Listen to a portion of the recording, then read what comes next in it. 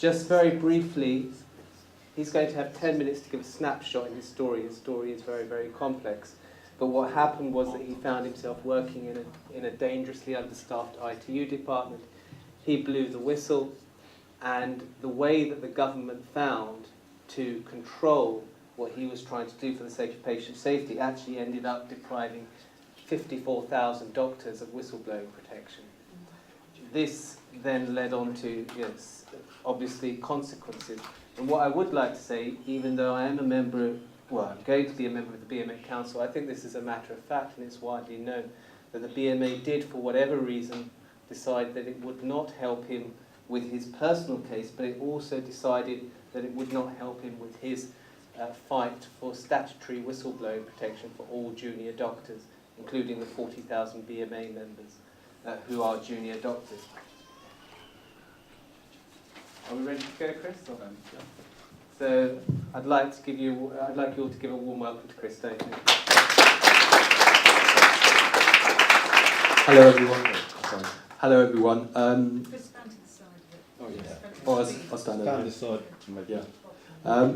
I can't actually quite believe that I've been invited by 3 members of BMA Council to an event just around the corner from a BMA conference, and I'm also sat next to Edwin Jesudason and Bob Gill, who's just shown a great NHS heist trailer. So I really do have to pinch myself. It shows progress within the BMA. I think we should start getting excited, the fact that this lot got elected into BMA Council. Not because they are amazing people that will do amazing things, but it certainly is a change, the way decisions are beginning to be made in that organisation. Anyway, imagine this. You are a junior doctor, and you decide that you have to raise safety concerns.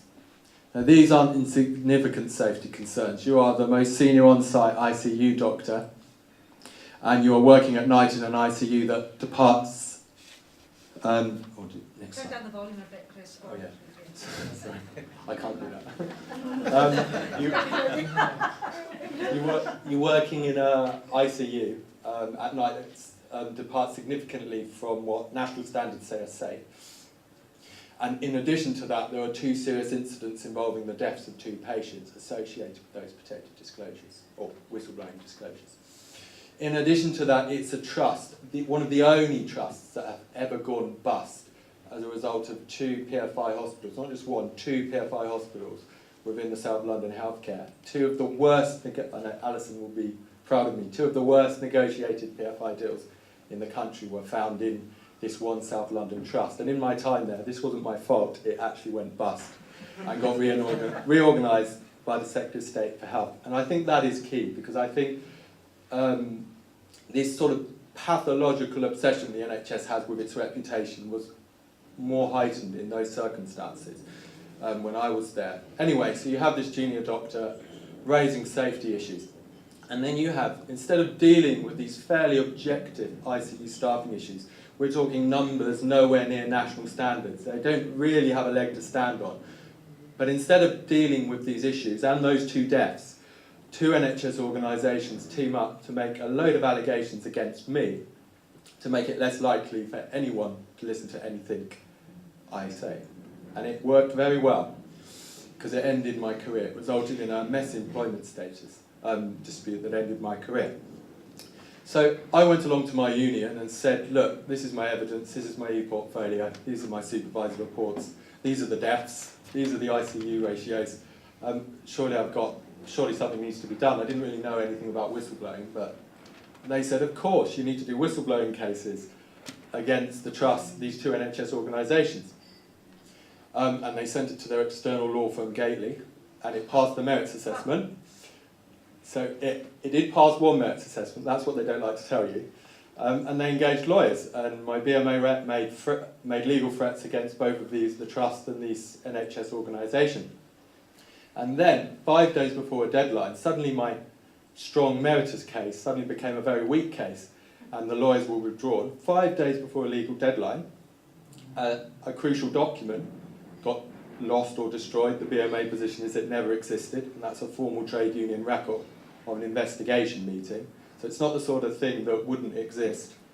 but the BMA can't produce it. And then, even if you don't think that's a bit odd, my BMA rep himself went missing.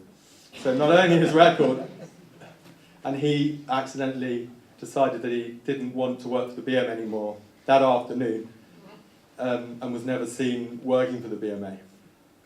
You can't make this up. I'm pretty confident in what I'm saying as well. So I'm not saying anything that I'm not absolutely sure that I can show to be true. You can consider that statement with what I say. So you can imagine this. There's me, dumped by my union, got a wife, got 2 kids, and I'm thinking, what on earth's going on? So, undeterred, we find a lawyer that's suffered with me, I'd say, over the last few years, and we build a case in five days and present it to the London Self-Employment Tribunal. And then I have to wait 6 months. I'm doing A&E locums, just keeping my family supported through this. And then the big day arrives, February 2015. Finally, I get to show my safety concerns and defend myself against all these allegations. And then, instead of arguing the case on the facts, I kid you not, the NHS argues every junior doctor out of statutory whistleblowing protection and tells me the case can't be heard. That crazy argument works, and the case gets chucked out. And then in addition to that, the union, the BMA, spin this as me losing the case. So they're not honestly saying that the case has never been heard and there's a problem with whistleblowing law. It is spun that I've lost the case, and then this problem with whistleblowing law that's prevented the case being heard is denied, not only by the BMA, but by the government. That's a pretty bad situation, isn't it, to be in? But then that's where it starts to get very interesting. We launch a crowdfunding campaign, and over 3.5 years, 4,000 people donate £240,000. And we actually expose and solve these ridiculous arguments that have prevented the case being heard. And last year in the Court of Appeal, we had a landmark victory in the Court of Appeal, and just last month, HE finally gave up and conceded what they'd been up to for the last 3 years. And to stop me going into the details in open court, paid me £55,000 to go away as a down payment for a preliminary hearing. So I can't begin to tell you what, my wife is just at the front there, I can't begin to tell you what that is like. I mean, I'm listening to Edwin, nor can he. He can't put into words. He in very, very cool, calm and collected fashion, he has given you an outline of the facts. But we can't tell you what it's like. But what we can do, or certainly what I'm going to try and do, you said 50 minutes, by the way, is tell you what this should mean to you and what you guys can learn from it. Because that's constructive, isn't it? So, as Alison alluded to, crushing and undermining someone who tells you something you don't want to hear. There's nothing new about that. That's been going on to the dawn of time. So this idea that this is a new thing that the NHS is going to solve is with a culture change is fanciful. The real question here is, what are you going to do about it if you're a leader or an organisation when this inevitable thing happens? And we know what the NHS's answer to that question is at the moment, and it's pretty poor. It's dishonest, it's dangerous, and it goes nowhere. And if we've looked at mid-staffs, if you weren't listening during mid-staffs, you had the Francis Freedom to Speak Up review, you had the Hooper report that dropped the GMC right in it in relation to whistleblowing. And again, you've had fairly recently the Gosport scandal that reminds us all what the problems are. But this situation of crushing the whistleblower was actually considered in the 1990s by Parliament. And the BMA, oh yes, right slide. So in the 80s and 90s, there were various scandals, and these were just the ones we knew about, subsequently Savile and various others. These were considered by various inquiries, and it was found that people largely knew what was going on at the time of these. And it was also found if people had spoken up, or the people that had spoken up were listened to, great harm to individuals and financial harm could have been greatly reduced.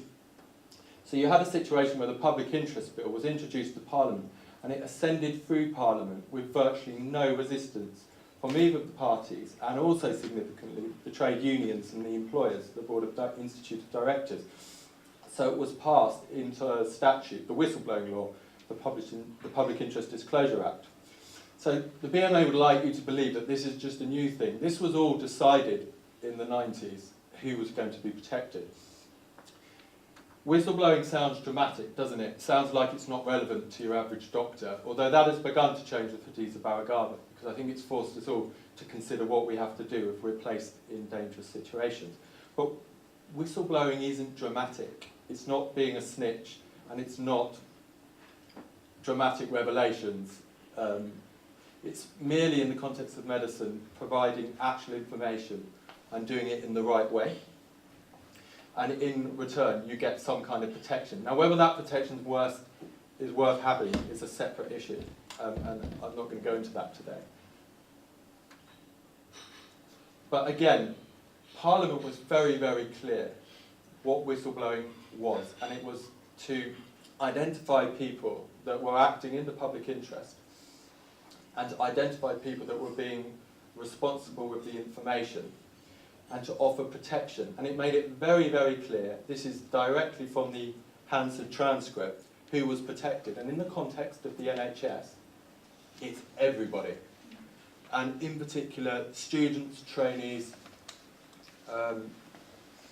and individuals in hospitals that aren't normally covered by employment law.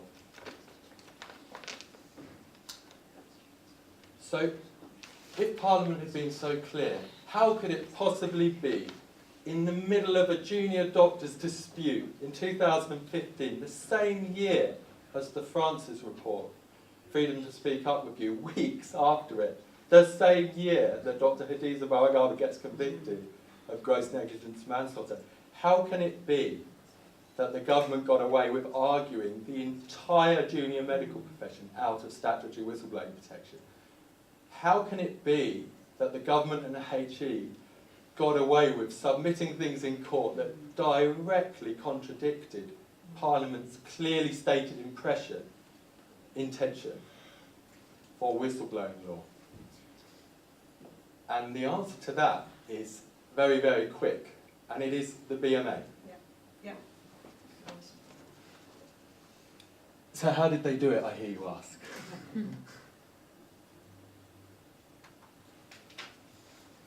Well, HE spent £100,000 on creating essentially a gap, a lacuna. And you might, certainly my friends hear a lot about lacunas and gaps in law.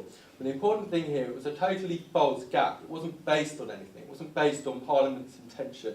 It was based on incredibly flawed legal arguments. And I just want to, because this is how this gap came about, is absolutely crucial. Remind you also that this was in the middle of a junior doctor's dispute. This is gold dust if you're in an industrial dispute. So HE created this gap in law by clearly misrepresenting Parliament's stated intention, by saying that junior doctors' relationship with HE and their career were consciously chosen to be outside of whistleblowing law. They used arguments also more scandalously to claim that one particular worker couldn't have whistleblowing protection for more than one organisation. And that not only pushed all junior doctors out of whistleblowing protection, it pushed out 800,000 agency and contractor workers across multiple industries. So industries like the City of London, the financial sector, that may have several legal entities involved in a person's employment. For example, in banking, a subsidiary of a bank might employ a worker, and then another legal entity in the bank might actually be where the worker operates. All of those were argued out of whistleblowing protection, basically because NHS leaders and BMA leaders are out of control. And I'm making it's a very serious allegation for me to claim that HE misrepresented Parliament. So I just wanted to put what was reported in court by the press next to the Hansard transcript from the House, and you can see that the Parliament consciously chose for doctors to be outside of whistleblowing protection, being submitted in court by the HE barrister, and that being reported in the New Statesman. And the Hansard transcript that I've previously referred to, showing quite clearly that that isn't the case.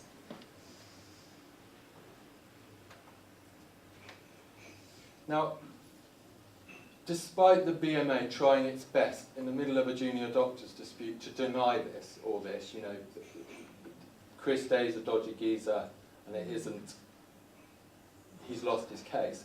People made, and I'm very, very grateful to the people that made the effort to look into this, and it became very, very clear that HE had played a game to stop the case. Well, clear to some, not the BMA JDC, but it became very, very clear to large numbers of people that HE had played a game. And it also sort of brought to light HE as an organisation. And this wasn't just about whistleblowing. This was about an organisation that has de facto power as an employer over 54,000 doctors being able to get out of any kind of accountability.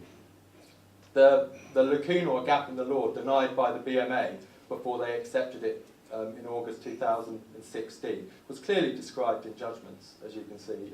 Mr. Recorder-Lieber QC describes clearly the problem with HE. And if you go further down, Lord Justice Elias describes the problem, which isn't just the whistleblowing problem. This is a problem junior doctors have with HE.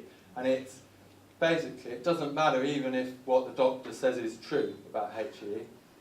It doesn't matter because we're HE. That is a serious problem for all junior doctors, and that hasn't been dealt with yet.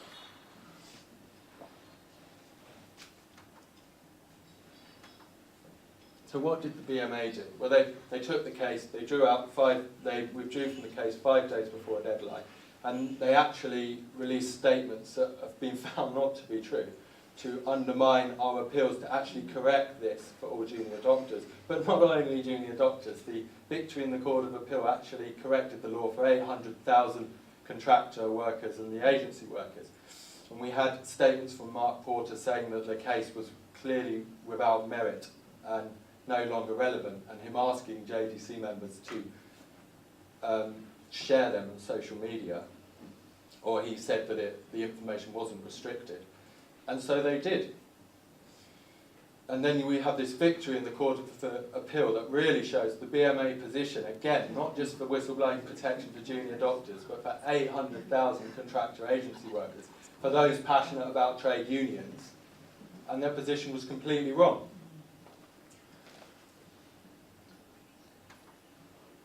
So our victory in the Court of Appeal proved we were right. And the BMA was wrong, and I know I'm overrunning time, so I'm going to speed up. So these games that I described, played by HE, misrepresenting Parliament and arguing agency workers and junior doctors out of whistleblowing law. There was another twist to this that I found out weeks before the hearing, and it's that HE kept a contract that it had between the trust that I was at, called a learning development agreement, that basically imposes loads of conditions on the trust on how they are to manage junior doctors when they come and do training at the trust. Now, the HE had to accept that they had hidden this, or not hidden, they say, didn't choose to disclose it to the Employment Tribunal in 2015, the EAT later in 2015, and in the Court of Appeal. So they kept a contract really showing that they had this substantial influence that we've spent 3.5 years and over £200,000 arguing about. They actually had a contract that clarified the situation. And that was really the main reason the case collapsed for them on the 14th of May, because they never had a chance. I mean, they never had a chance on the facts anyway.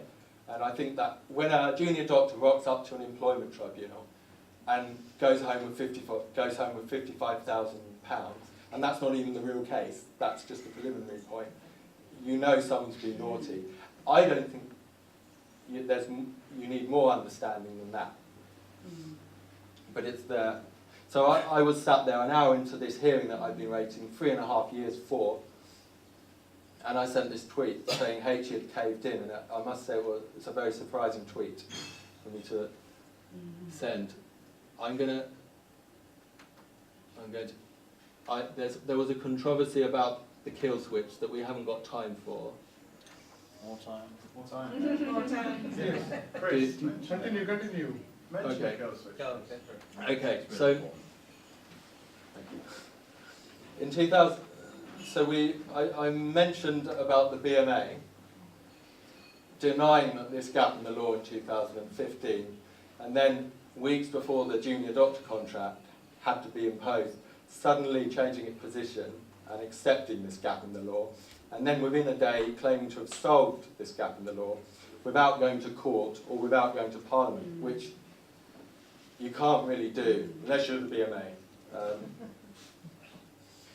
And so they came up with essentially a section of the contractual agreement that most lawyers that aren't part of the BMA chambers think that it's unlikely to work or be accepted by a High Court judge. And even if it is accepted by a High Court judge, a High Court is nowhere for a junior doctor to be settling disputes about their ARCP. As Mr. Jesudation will tell you, if you lose, you end up not just losing your case, you end up losing your house. And in fact, Parliament never intended for workers to have those kinds of conversations in the High Court. But the BMA, in an attempt to, in my opinion, I think I'm on solid ground when I say, to cover up their actions in 2015, came up with this magical solution to bridge a gap that they'd spent a year denying so that they could impose a contract, because they did a survey, and one of the key objections to the contract that essentially was rejected by the membership was that it didn't have whistleblowing protection. So they must have thought very, very hard, oh, so people are beginning to believe Chris Day, we're going to have to do something, what can we do?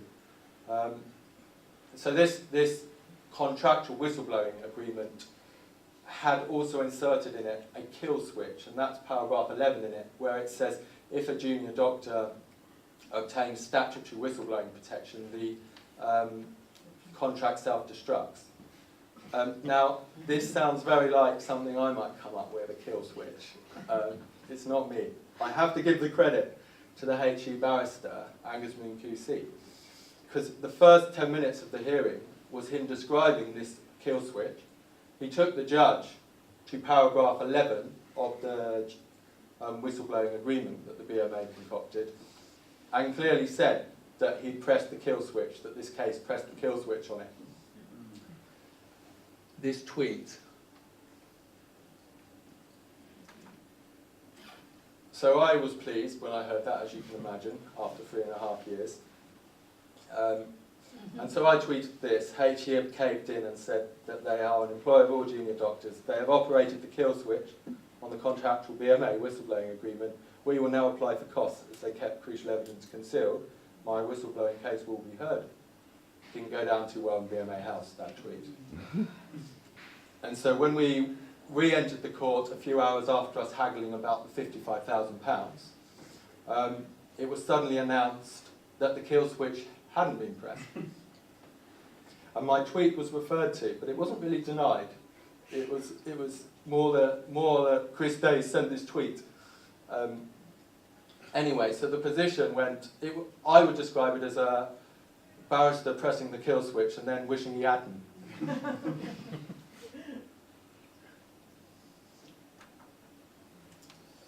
Then I found out about this on Twitter, and it seemed that at the BMA Junior Doctors contract, the Junior Doctors Conference. What's that? So it's our annual conference for the Junior Doctors Committee and members of juniors. Yes, so they did this motion here to offer me congratulations, but then didn't tell me about it. So this is news to me. We found out that I was offered congratulations, but it hasn't come yet. So I'll be waiting a long time.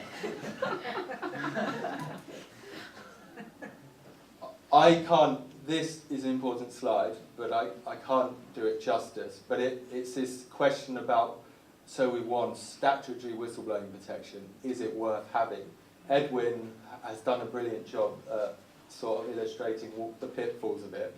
But it isn't protection. It's an employment right. Even if And that's what's caused all the problems they were with me. They're trying to deny that I was employed by anyone. But that's what it is. So it isn't protection. It's not a shield. There is no police force. If the baddies are after you because you've said something and annoyed someone, they're not going to come wading in. What might happen is if you're forced out or dismissed and you've got the money and you can cope with the paperwork, in 6 months' time you can go to an employment tribunal and fight 4 NHS lawyers an employment tribunal claim. And as Edwin has really said, it really isn't about whatever you whistleblow about. It's usually about all the allegations they make against you and having to discuss all of that. So it isn't really protection. I would say it's definitely not the police shield. That's what they would like you to think it is, but it's much more likely it's that, except that it hasn't got a hole in it anymore. So maybe it's valuable what we've done.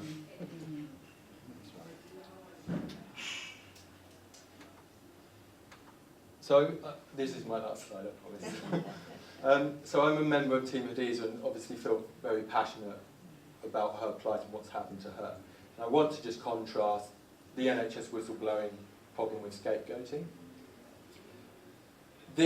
What's happened to Hadiza is obviously connected more to the medical profession than my case, because I imagine most people wouldn't regard them as whistleblowers, but could well see themselves putting on a brave face and soldiering on in an unsafe situation. But scapegoating and the whistleblowing, NHS whistleblowing problem are different, but at their essence they have the same thing. And it's, again, what Edwin was saying. It's about shifting the focus of system problems, shifting the focus of organisational problems and the decisions of powerful leaders, and focusing on a narrative about an individual, the scapegoat, the whistleblower, and then having a long old conversation about whether they are a goodie or a baddie, in the hope you will forget about what it's all about. And with that in mind, remember that ICU, remember that there's nowhere near ICU safe staffing, remember those 2 dead patients, and remember those 2 PFI deals that have taken the DGH away from an entire London borough. Bexley no longer has a hospital, no longer has an ICU, it no longer has an A&E. That's what this is about. It's certainly not about little old me.